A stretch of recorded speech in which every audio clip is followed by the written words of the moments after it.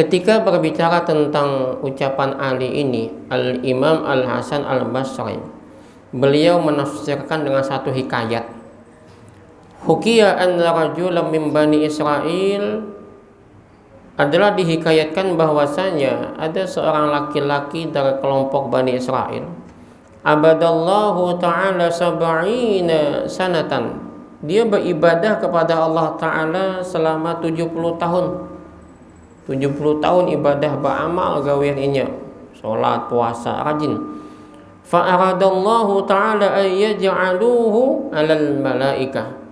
Lalu Allah Ta'ala hendak menampakkan, ingin menunjukkan, membanggakan hamba itu dengan malaikat. Jadi Allah itu suka, ya, Allah itu suka dengan ibadah kita. Allah ingin membanggakan. Karena dahulu malaikat ini istilahnya bukan protes, bukan, cuman bertakun lawan Tuhan. Ketika Allah mengatakan inni ja'ilun fil ardi khalifah, ujar Tuhan, sesungguhnya aku hendak menjadikan di muka bumi ini khalifah. Khalifah itu apa? Wakil Tuhan, pengganti wakil Tuhan. Kata khalifah itu mengganti wakil. Kalau dia wakil Tuhan, berarti dia adalah orang yang Tuhan percaya. Nah, kalau Allah percaya lawannya, berarti inya kekasihnya Allah, dekat lawan Tuhan. Nah, ini nang iblis ya. Iblis itu ada ketujuh. Nah, malaikat nanya, ya, karena gini, pada dimensi kita sebagai khalifatullah fil ardi, wakil Allah di muka bumi, maka pada dimensi itu kita itu dekat dengan Tuhan. Ada dua dimensi, ada dimensi khalifahnya, ada dimensi abdunnya. Nah, pada sisi Abdullah kita itu berada pada posisi yang jauh. Jadi gini Pak, Tuhan tuh punya sifat Jamal, punya sifat Jalal. Pada dimensi Jamal ya Tuhan, Tuhan Maha Rahman, Tuhan Maha Rahim, Tuhan Maha Latif, Tuhan Maha Lembut, Tuhan Maha Penyayang, Tuhan Maha Penyantun, dan sebagainya. Dimensi-dimensi Jamal, indahnya Tuhan, maka kita itu dekat dengan Tuhan. Jangan jauh, kita dekatin Tuhan. Oh, Tuhan Maha Penyayang. Tapi pada dimensi Tuhan itu adalah Syadidul Iqab. Tuhan itu Maha Pembalas, Tuhan itu Maha Pemaksa, Tuhan itu Al-Qahhar, Maha Pemaksa. Tuhan itu Al-Qawi, Maha Kuat, Tuhan itu Al-Mutakabbir, Maha Sombong, Tuhan Maha yang istilahnya agung segala macam, Al-Jalal tadi. Maka kita adalah hamba. Kita hamba. Kita ini orang yang hendaknya takut dengan sifat-sifat Jalaliyah Tuhan. Nah, malaikat nanya dengan Tuhan. Apa kata malaikat waktu itu? Ataj'alu fiha, apakah pian hendak menjadikan di muka bumi itu fiha, di dalamnya, may yufsidu fiha, nang maulah rusak, yang maulah keributan, saling hina, saling caci, saling maki. Bahkan nanti di akhir zaman, yakunu fi akhir zaman, adalah nanti di akhir zaman, seolah cacian, makian, hujatan itu amal yang paling disukai sudah. Diketujui, Pak. Ceramah tuh bila bisa sambatan diketujui. Ini yang ulun aneh betul. Makanya Tuhan itu udah jauh-jauh dalam Quran mengatakan jangan kalian mencela. La tasubbul ladzina yad'una min dunillah. Jelas jangan kalian mencela sembahan yang bukan kepada Allah. Kenapa? Maka balas. Fayasubbullah adwan bighairi ilm, tanpa ilmu. Maka kalau orang beda agama saja nggak boleh kita cela, apalagi orang yang hanya berbeda mazhab. Maka kata Allah, kadzalika zayyana likulli ummatin amaluhum. Yang demikian itu apa? Allah menjadikan yang demikian itu tiap-tiap umat merasa baik apa yang mereka gawi. Coba, ada nggak efektivitasnya kita menghina, mencela gawean orang lain? Mohon maaf deh, kita dulu pernah juga ya, pada zaman ulun bahari awal-awal dakwah akas benar. Terus ingat pian dulu, pokoknya nang ini disambati juga. Ujung-ujungnya Pak, dibalasnya mic-nya wadah kita. Bukan berubah dia. Enggak ada perubahan di sana. Yang ada apa? Guncangan arus bawah. Ini yang hari ini saya hadapin di KUA. Saya sering dapat telepon, Pak. Ya, bukan jaksa kadang nelpon juga. Ini juga nelpon. Ustaz, kenapa Masjid Pian kok rancak menyabati kami? Nah, ini yang jadi persoalan kita. Nggak efektif dakwah menyambati dan mencela, menghina, mencaci, memaki. Nggak ada perubahan di sana. Dan di sana seolah apa? Kesombongan kita yang paling benar. Maka kita bukan hakim, nggak boleh menghakimi orang lain. Lalu siapa yang jadi hakim? Maka Allah melanjutkan summa ila rabbihim, kemudian kepada Tuhan mereka nanti, marji'uhum, tempat kembali mereka, fayunabbi'uhum bima kanu ya'malun, biarkan Tuhan yang akan mengasih tahu dan menghakimi apa yang mereka kerjakan, bukan kita. Ini yang Nabi kerjakan itu apa? Berdakwah dengan akhlak. Nah, mulai saya rubah, nggak lagi kayak dulu. Dulu habis tupang sudah. Pokoknya paling bujur itu bang kita. Wajib ini, wajib itu, macam-macam. Sampai dulu ya luar biasa betul. Nah Bapak dan saudara sekalian, kembali tadi dalam proses perjalanan Allah tuh bangga lawan kita. Sampai dalam fikih sunnah ya, dalam hadisnya dari Uqbah bin Amir, beliau cerita, ya'jab wa rabbuk, Nabi mengatakan ya'jab wa rabbuk azza wa jalla, Tuhanmu itu kagum. Jadi mengagumi, ya'jabuka, mengagumi kepada engkau Rabbuk azza wa jal, Tuhanmu azza wa jal, min ra'in fi syadhiyatin bijabal, dengan penggembala yang berada di bawah fi syadhiyatin bijabal, di bawah kaki gunung, kaki bukit, di padang sahara yang tandus yang tidak ada manusia, dia azan. Yu'adzinu, si penggembala itu azan, Pak. Kemudian dia sholat, maka Allah hadapkan, wahai malaikat, kata unzuru hadza li'abdi, saksikan ini hambaku, dia azan untuk sholat dan dia sholat, ya khafu minni, karena takut lawan aku. Maka saksikan, kata Allah, qad ghafartu li'abdi, aku ampunkan hambaku ini, wa adkhaltuhul jannah, aku masukin dia ke dalam surga. Allah bangga. Nah, dan salah satu yang Allah banggakan juga dengan hambanya apa? Puasa. Sampai Nabi itu mengatakan, fa'uhibbu ayyufa amali wa ana shaim, aku himungnya Nabi, aku senang, aku suka pas amalku dekat aku puasa. Itu kebanggaan Tuhan.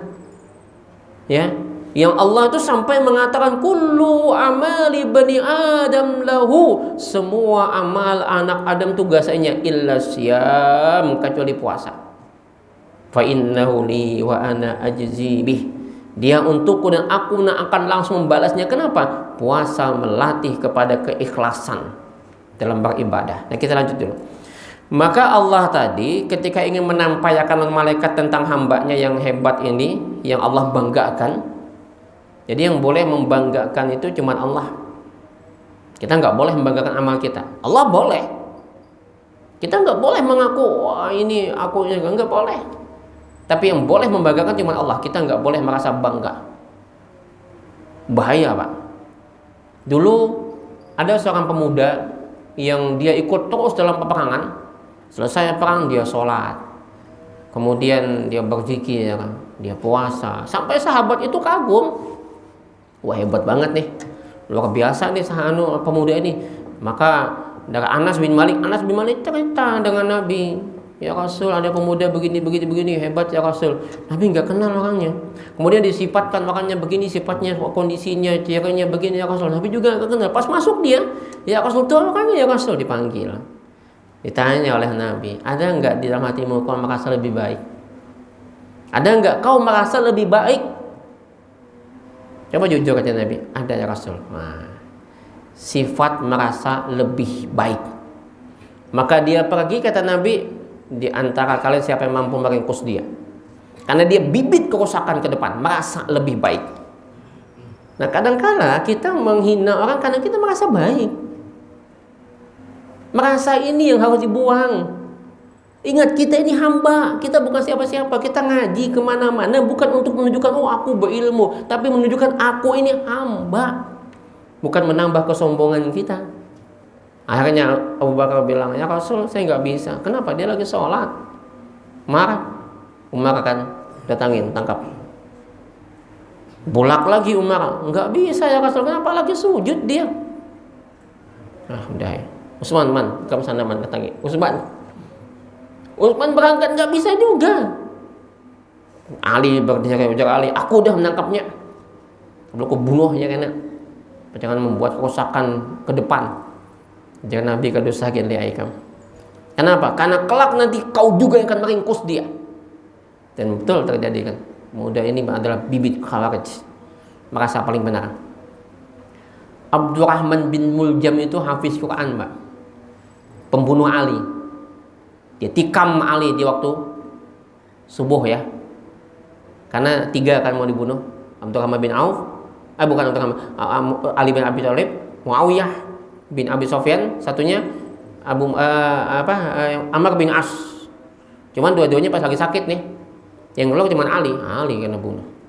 Apa kata Abdurrahman bin Muljam ketika Ali mengatakan gitu, kau yang membunuh, kau yang menikam aku? Kata Abdurrahman bin Muljam, la hukma illa lillah. Tidak ada hukum kecuali hukum Allah. Apa ini? Dia habis Quran, tapi dia merasa paling benar. Nah, ini yang bahaya, Pak. Nah, lalu Allah tuh hendak mencoba. Nah, yang tadi yang saya katakan pemuda itu dalam bayangan Nabi dia punya stempel setan. Dia ahli ibadah. Ternyata begitu. Nah, lalu Allah hendak menampakkan lawan malaikat, maka fa'arsalallahu ta'ala malakan kata Hasan. Maka Allah mengutus salah satu malaikat yukhbiruhu annahu ma'atilkal ibadah, lalu kabarkan dengan dia bahwasanya dengan ibadahnya itu la yaliku bihi dukhulul jannah, la yalik, tidaklah layak, tidaklah pantas inya untuk mendapatkan surga. Artinya gini, Allah hendak menguji ikam tu nambah ibadah kada masuk surga juga kayak apa?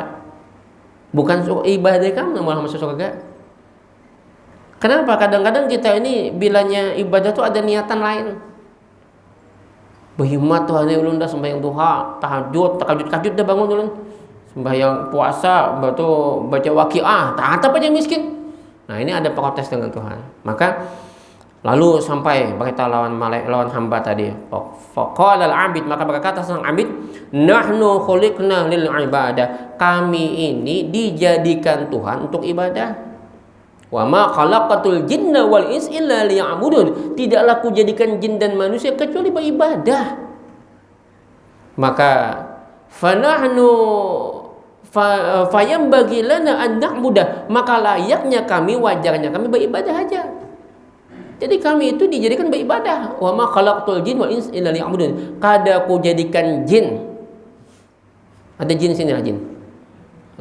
Dan manusia kecuali beribadah, maka kami itu beribadah aja. Persoalan Tuhan mengasih kada berpahala kada surga kada urusan Tuhan, yang penting aku beribadah ikhlas.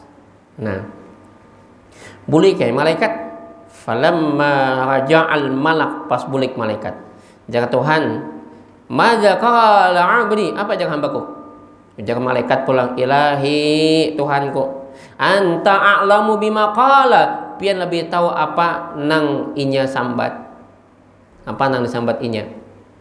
Maka Allah berkata, idza huwa lam yu'rid an ibadatina, kalau inya kada berpaling ibadah kepada aku, meskipun dipadakan kada masuk surga juga, apalagi cuman miskin aja, lagi cuman kada dapat ini aja, cita-cita jabatan aja kada misalnya, maka ujar Tuhan, bila inya kada paling juga dari ibadah kepadaku, meskipun inya dipadahkan ini macam-macam diuji.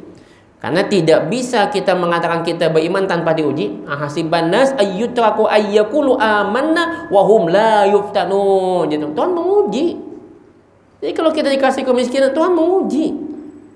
Bukan Tuhan gak sayang, Tuhan tuh sayang. Bukan Tuhan gak ada mempedulikan, Tuhan peduli. Ya, kita benar ya.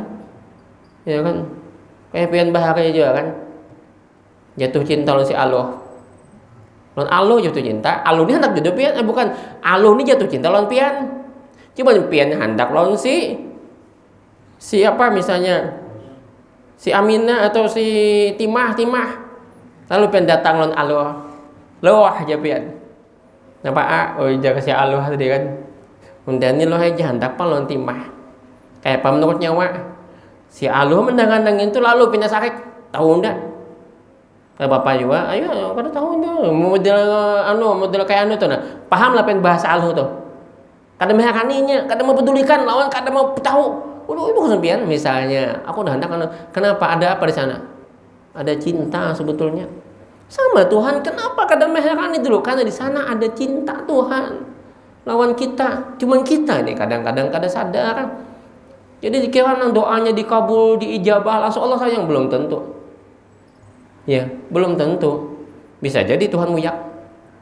Tuhan muyak sudah kelakuan. Dipadai kada masih. Bah jangan anak pian. Sepeda motor Mbah. Di tangan tidak ada masih juga nguyak Tuhan ambil pakai pakai sudah pakai sana. Padahal Tuhan jangan kena aja kita kan ternyata anak tetap maksa. Nah kayak itu juga Tuhan lawan kita. Tuhan dipaksa berhimat. Ya Allah, Allahumma in kana rizqi fis sama, ya Allah bila rezeki itu di langit Tuhan turunkan. Pa anjil turunkan. Wa in kana rezeki ba'idan, bila rezeki itu jauh tuh nih, qarab dekatkan Tuhan nih. Memaksa Tuhan nih. Bila rezeki itu dibawa Tuhan nih, kalau akan bilanya sudah pakakkan lagi ya Tuhan ini memaksa unda aja Tuhan. Akhirnya Pak udah bawa ambil sana. Bisa jadi karena kita memaksa lawan Tuhan. Tapi hasilnya bukan yang terbaik. Nah, yang kita jangan terbaik. Maka kemudian ujar Tuhan, bila inya tuh kada paling jiwa lawan aku, maka fanahnu ma'al karam, demi kemuliaanku bersama dengan kemuliaanku, la nu'radu anhu, aku gin kada paling dari inya. Lihat Tuhan Pak, kita berjalan inya sidin buka lawan kita. Kita melangkah sekilan sidin sedepak dan seterusnya. Tuhan lebih cepat dekat ke kita. Maka Tuhan berkata, asyhadu ya malaikati, saksikan wahai malaikatku, inni qad ghafartu lahu, maka sungguh aku ampunkan inya. Bapak Ibu, cerita Hasan Al-Basri ini adalah sebetulnya kalau kita kaitkan di sinilah puasa. Puasa itu melatih keikhlasan kita. Puasa itu melatih perasaan dekat lawan Tuhan. Anta budallah ka'annaka tarahu fa illam takun tarahu fa innahu yaraka. Ikan beribadah kepada Allah seolah melihat, bila engkau akan melihat maka rasa Allah nak melihat engkau. Lihat puasa kita. Kalau anak berdusta itu yang mana? Kekanakan kita tuh nang kita latih puasa. Jangan nang Tuhan udah kacau dah. Nang Tuhan tuh tengah jalan masih berokok ya, nang kekanakan. Karena yang Tuhan itu istilahnya kalau sekali satu titik noda hitam masuk ke hati dan tidak kita bersihkan, dia akan semakin menggumpal, membanyak dan akhirnya tertutup cahaya itu. Tenang Tuhan. Kalau nang halus-halus Pak. Kekanakan kita umur 7 tahun, 8 tahun, 9 tahun yang belajar puasa, kalau inya hendak berdusta kawa, kenapa kada? Itu kita pernah kalau kekanakan bahari. Kita bahari waktu belajar puasa. Abang melatih mama kada juga hendak mencuntan dalam kulkas tu nak minum kawan nak minum seteguk. Kenapa kada? Latihan merasa diawasi Tuhan. Latihan ikhlas, latihan sabar. Lihat anak kita. No, aduh Pak setengah 12 dah nih. Jangan mama ayo ikan puasa setengah hari aja makan nak. Kada mai. Ulun tahani latihan kesabaran. Disitulah sebetulnya letak puasa, dan itu yang saya katakan ketika Allah mengatakan dalam satu hadis kudusi, kullu amali bani adam lahu, semua amalan anak Adam itu untuknya, illa syiyam, kecuali puasa. Kenapa? Fa innahu li wa ana ajzibi, puasa itu untukku dan aku akan langsung membalasnya. Kenapa? Di dalam puasa itu perasaan Allah Maha Wasi ada. Rasakan jipen anak-anak tuh yang nyata dulu. Kalau nang Tuhan ini ada merasa diawasi Tuhan. Anjah aku sayanya. Nang Tuhan, nang kekanakan nang masih bersih Pak, nang masih polos. Surga tidak kita dapatkan kecuali dengan kesabaran. Dakwah pun tidak akan sukses kecuali dengan kesabaran. Coba lihat di Al-Asr itu aja. Wal 'asr innal insana lafi khusr illa alladziina amanu wa 'amilus shalihat tawasaw bil haqq tawasaw bis sabr. Lihat. Wasiat mewasiati dalam kebenaran betul, tapi di ujungnya sabar. Kalau dakwah kada sabar, itu orang kajian Ustaz. Pian wah ini kenapa bila ada misalnya pian ngisi kajian, misalnya ada nang bule, kok pengen kada menagur, ada nang minum, ada nang sambil makan, kok pengen kada menagur. Ya, ada ustadz kita kadang bila kita minum tuh ustadznya ditabur sidin. Saya gini, saya takut menagur dengan kalau karena ada nafsu. Minta didangari, itu yang saya khawatir. Minta diperhatikan. Kalau sudah minta, nah ini yang ulun takut. Berarti merasa paling baik. Sedangkan mereka yang berjauh mungkin juga ada banyak keperluan, ya kan, terlepas dari tanda kutip orang menyambat orangnya menganggapkan gini, Ustadz ini biasanya Ustadz kayak itu, bilanya Ustadznya kada berjanggut kayak pian, ini boleh, ini ada gitu, karena janggut baginya wajib. Padahal yang saya tahu janggut itu bukan menumbuhkannya, tapi merapikannya dan merawatnya, bukan menumbuhkannya. Tetapi ulun jujur kalau orang berjanggut ulun suka. Kenapa? Karena orang berjanggut itu punya kewibawaan dan punya kebijaksanaan. Itu janggut, lambang kebijaksanaan. Ingat bahari lah Pak, waktu kita nonton film silat bahari, itu gurunya itu pasti berjanggut, suhunya tuh. Dan kenapa di sana orang berjanggut? Karena biasanya bijaksana. Berjanggut latui menyebati orang belum bijaksana. Oh itu bid'ah, itu bid'ah. Sampai datang ke KUA ada ulun, ada orang tua, Ustaz, anak ulun Ustaz bertinju dua abahnya. Lah kenapa bertinju? Ini kayaknya Ustaz anak ulun tuh mengaji di salah satu masjid di Banua kita, di masjidnya ada, ulun selalu sambatin ada masjidnya. Lalu anak ulun tuh balik ke rumah, membuka lemari abahnya. Lemari abahnya dibuka, diambil selawar abahnya sekalinya panjang. Maka bilanya selawar itu di bawah mata kaki neraka. Nah anak ini bujur juga niatnya tuh busiatakan neraka abah takutan. Sayang dua kuitan tuh nah. Betul Pak. Dan kita harus menyalahkan, memang dokternya kayak itu busiatakan neraka abah nih. Maka diambilnya selawar abahnya, diambilnya gunting, ditatakinya selawar abahnya berataan, berataan. Abah ini mau ojek, mereka pengen tahu nih kan mau ojek nih, klakson sedikit panas hati, ya kalau hati pemanasan, kadang tersenggol sedikit panas hati, kadang bercecelengan, tukang ojek dapat kada sudah, pas boleh ke rumah kuyuhan, mandi sidin. Bebayar tuntung mandi buka lemari lagi kuyuhan, lagi stres tadi, mana bersenggolan apa kan, mana bercelengan tadi orang, boleh kau mah membuka lawang, ambil lawang betatak, terkajut sih selawar betatak, nana apa buka betatak, siapa nama betatak ini, sekalinya anaknya kiau, ya nama bertinju dalam kuitan dah. Kenapa? Niatnya baik, ini hati-hati niat baik, tapi kadang menjaga anunya hati-hati. Makanya jangan puasa itu kalau kita lihat secara bahasa apa ya, itu kan imsak. Soma yasum sauman asyam yudlaku alal imsak. Apa sih imsak? Imsak itu maknanya adalah menahan, kada menggawi apa-apa itu imsak. Nah, tetapi Abu Ubaidah mengatakan orang nang kada sing panderan, kada sing suaraan, kada pernah pokoknya berdiam aja, itu namanya adalah orang yang soim. Soim itu fa'il, orang yang puasa. Ya, Ustadz, ada tetangga ulun Ustadz, kada sing pandangan, kada pernah ngomong, berdiam aja inya. Ulun tak ini sejak kapan? Sejak bayi Ustadz, bisu namanya, bukan soim. Jadi soim itu adalah seperti Maryam, inni nazartu lirrahmani sauma, sesungguhnya aku bernazar kepada Tuhanku saum, ai imsakan anil kalam, menahan bicara. Ini hati-hati, niat baik ini kada tertata, bahaya. Iya kan?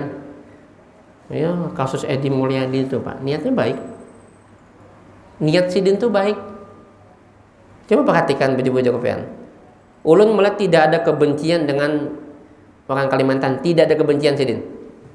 Tapi karena dipengaruhi oleh hati nafsu di dalamnya, ketidaksenangan dengan pemerintah misalnya, lalu asalnya niatnya baik dengan argumen yang baik, tiba-tiba berubah menjadi kada baik karena lisan. Nah, yang ulun takutkan kebencian itu. Jangan membenci siapapun, termasuk kelompok apapun. Saya ingat dulu ya, bapak saya juga selalu bilang, silakan jadi Muhammadiyah, tapi tolong jangan benci kelompok lain. Karena sebetulnya Kiai Haji Hashim Asy'ari dengan Kiai Haji Ahmad Dahlan itu beding sanakan, Pak.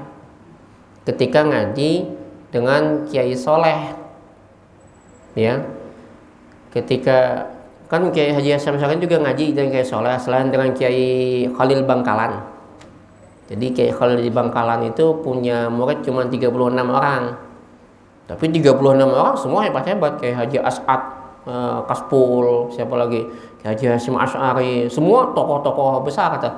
Nah, ketemu dengan Darwis itu, Muhammad Darwis ini, di usia Darwis usia 16 tahun, usia Hashim Asy'ari itu 14 tahun. Manggil Darwis itu Kang Mas, Kang atau Mas. Nah, Darwis manggil Hashim itu Adek. Nah, sempat mereka berdua juga ke Mekah dan di sana ngaji dengan Kiai Khatib, Kiai Khatib bertemu dengan Syekh Nawawi, Imam Nawawi, Syekh Nawawi Al-Bantani di sana, ya kan? Nah, ini sebetulnya dua sosok yang hebat. Nah, tetapi kemudian Muhammadiyah dibangun oleh Kiai Haji Ahmad Dahlan itu lebih masuk ke ranah wilayah kelompok-kelompok terpelajar yang sehingga disebut kaum muda, kelompok terpelajar. Tapi jangan lupa bagaimana budaya Jogja itu, Pak. Kalau bukan karena kemoderatannya Kiai Haji Ahmad Dahlan, susah, Pak, Muhammadiyah masuk. Moderatnya Kiai Haji Ahmad Dahlan ini. Nah, belakangan muncul kelompok-kelompok yang pulang dalam tanda kutip dari Timur Tengah membawa budayanya itu. Kalau orangnya ilmunya bagus, tapi gaya dan budaya merasa itu, ya, merasa baiknya itu yang harus dibuang, merasa paling benar. Tapi nggak semua. Saya punya teman alumni Madinah, Ustadz Asfihani Al-Sy itu bijaksana betul. Ya, jadi nggak semua juga. Ketika saya tanya, Ustadz kok ada yang ini? Ustadz itu biasanya di pinggiran-pinggiran. Kalau di Madinahnya, di universitasnya nggak kayak gitu belajarnya. Istilahnya kalau kita di Unlam itu atau di UIN itu ada kelompok misalnya yang getol menggembleng. Dulu kan ingat HTI. HTI itu luar biasa mengkader kita ini supaya ikut dalam kelompok mereka untuk menegakkan khilafah. Itu bukan di kampus, bukan dari kampusnya, bukan dari dosennya, tapi dari gerakan bawah tanah kelompok-kelompok ini. Nah, itu sebetulnya. Nah, itu menurut Pak Asfiani begitu. Jadi mereka ini adalah orang-orang yang istilahnya berada di pinggiran. Nah, tetapi dokternya itu masuk ke otak, dibawa ke sini. Nah, sama juga ketika dulu kita belajar di Unlam, belajar di UIN, pasnya di otak kita ini adalah bagaimana membentuk negara Islam, khilafah.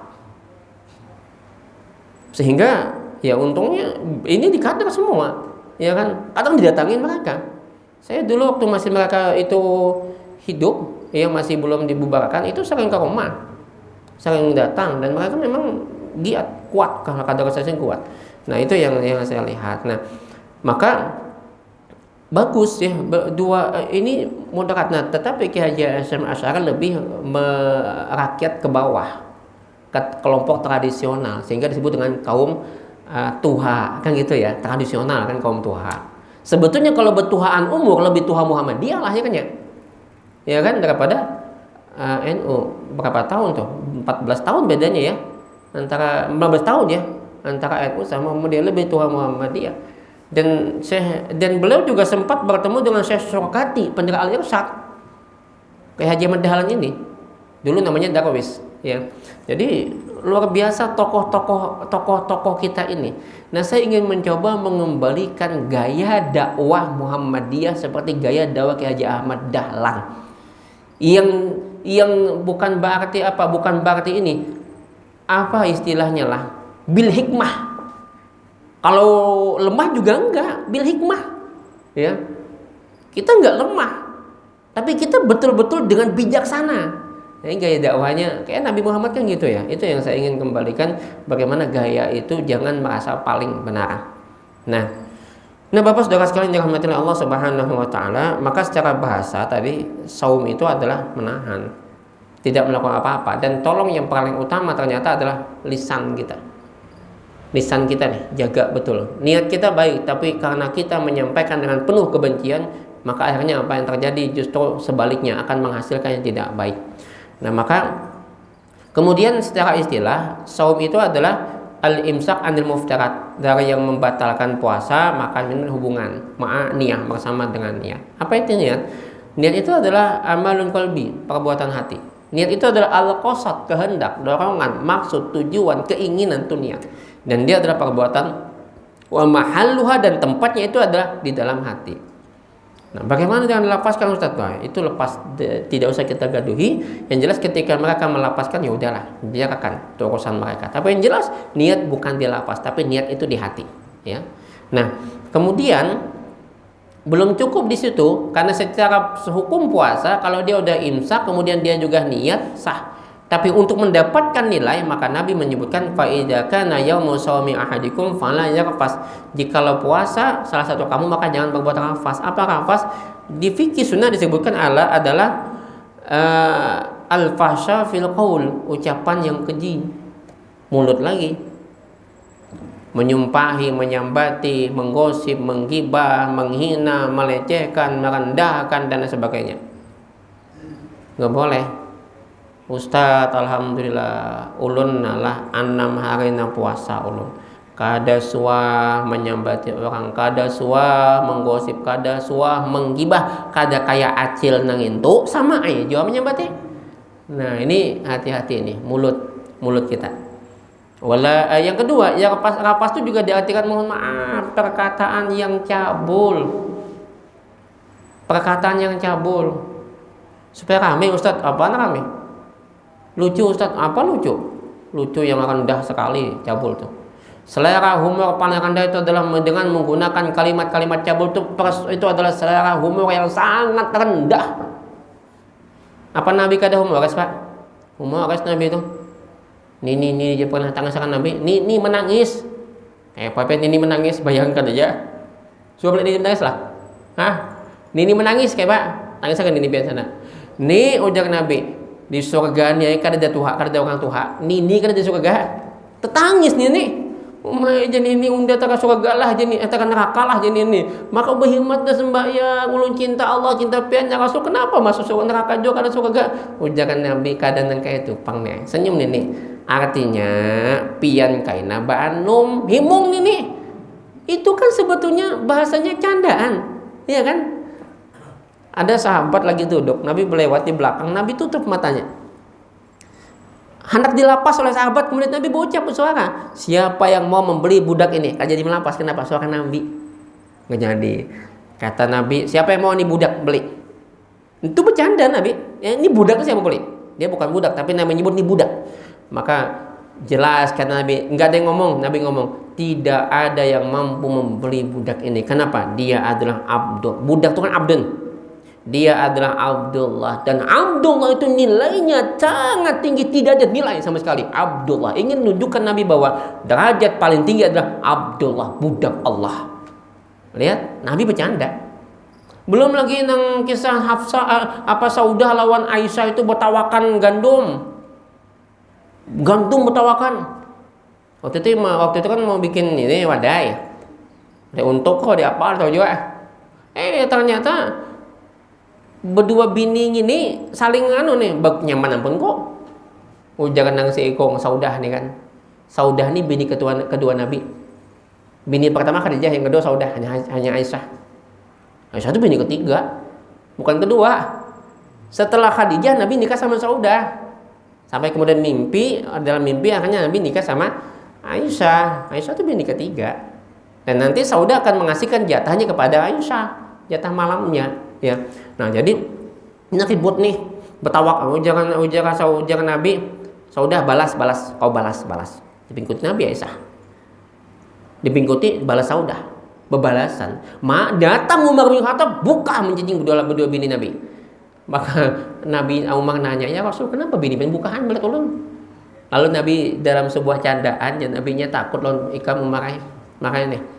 Lalu ada candaan yang buat tersenyum Umar dan Nabi. Lalu Umar mengatakan, ya Rasul, mestinya mereka lebih malu, lebih segan dengan engkau ya Rasul. Candaan.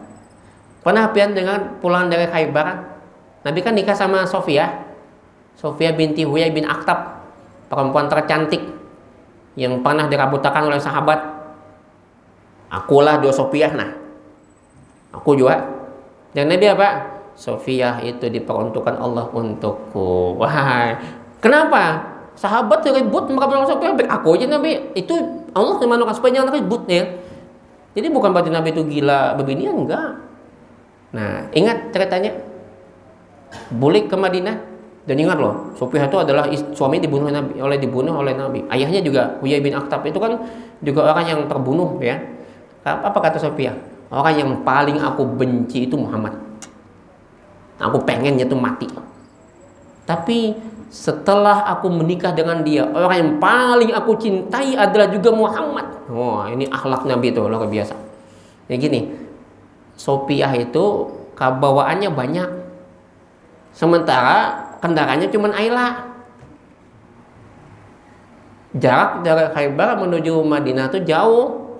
Nah, sementara Aisyah 4. Aisyah ikut. Tapi dalam pernikahan itu Aisyah gak datang. Pada sakit parut. Sekalinya apa datang juga ya Aisyah. Bercadar. Cuma Nabi binando, oh itu Aisyah. Sofia. Apa ya Rasul? Aisyah datang. Pada sakit tadi.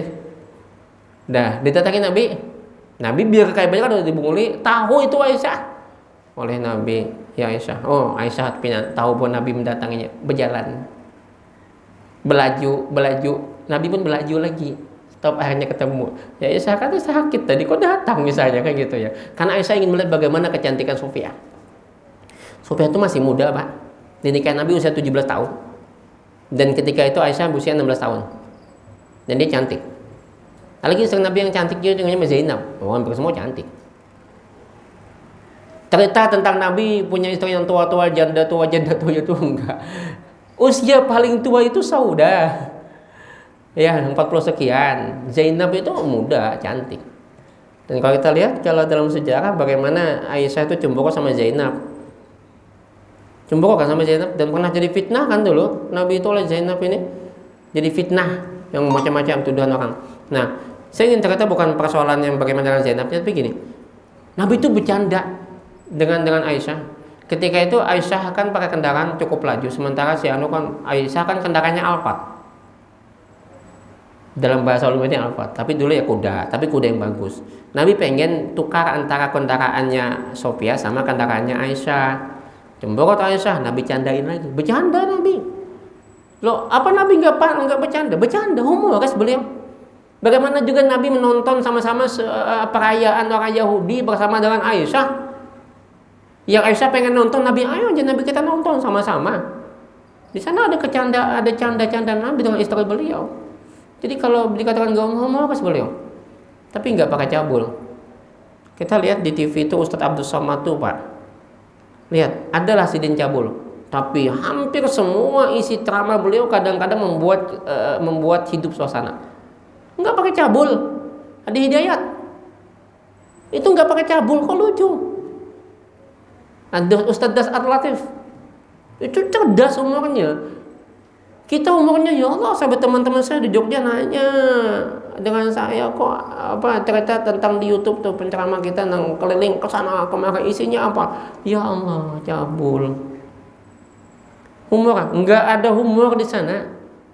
Di balik cabul itu membahayakan. Ada porno wicara itu bahaya bagi pendidikan anak-anak kita, ya. Nah, yang kedua wala yashab wala jahal. Yashab ini tidak pada tempatnya. La jahal itu istilah kita bukan bodoh di sini, Pak ya. Bodohnya di sini. Kalau kita sampai Abu Jahal itu orang bodoh, dia bukan orang bodoh, dia orang cerdas. Dia di sininya nih hati, nggak bisa menata hati, timpang di hati. Harusnya nerima Nabi, dia nggak nerima. Nah, harusnya kita jaga kendalikan emosi, kita nggak mengendalikan emosi. Maka di hadis itu dikatakan Nabi, fa in syatamah, kalau ada yang mencela, memaki, merendahkan, melecehkan, meremehkan kita, atau lebih parah lagi au qatala, atau menantang kita berkelahi, maka jangan Nabi fal yaqul inni shaim, katakan ini shaim. Cuman jangan pakai bahasa Arab. Teksnya Ustaz pakai bahasa Arab loh, pakai bahasa Arab juga. Lahirah kita. Ini shaim, tampilnya kita. Kenapa? Abahnya shaim. Ya, abahnya shaim. Jadi jangan asal pakai bahasa Arab. Di pertimbangan juga. Kalau itu ini shaim aku puasa, pakai bahasa kita. Sama khutbah nikah penghulu. Ini nikahnya orang Banjar. Baca khutbah nikah pakai bahasa Arab. Alhamdulillahi nahmaduhu wa nasta'inuhu wa nastaghfiruh. Jarab yang hadir undangan, amin amin amin ya Allah amin. Dikiranya doa, padahal itu khutbah. Makanya saya penghulu, saya nggak mau pakai bahasa Arab. Bahasa Arab paling mukaddimah, tapi isinya ayat sebuting, hadis sebuting, jelaskan, jelas paham. Karena nasihat. Ini bukan pakai bahasa Arab, alhamdulillah itu. Nah jadi di sini, maka bila jantan kelahi apa? Katakan aku puasa. Kelahi nah, aku puasa 2 kali, ya. Ikamnya pengencot, ayo nak kelahi nah. Maka kata Nabi, katakan aku puasa. Titik, tinggalkan. Jangan ditambah. Aku nih puasa noy. Tapi munyawa hendak juga berkelahi udah. Ada ngil di bata kawi sama ya juga. Tidak bisa mengendalikan emosi. Nah maka puasa itu latihan mengendalikan emosi, kesabaran, keikhlasan, perasaan diawasin, dekat dengan Tuhan. Maka itulah dimensi yang nanti akan mencapai kepada nilai ketakwaan. Barangkali ini kita tutup dengan doa kafaratul majlis. Subhanakallahumma bihamdika asyhadu an la ilaha illa anta astaghfiruka wa atubu ilaik. Hasbunallahu wa ni'mal wakil. Assalamualaikum warahmatullahi wabarakatuh.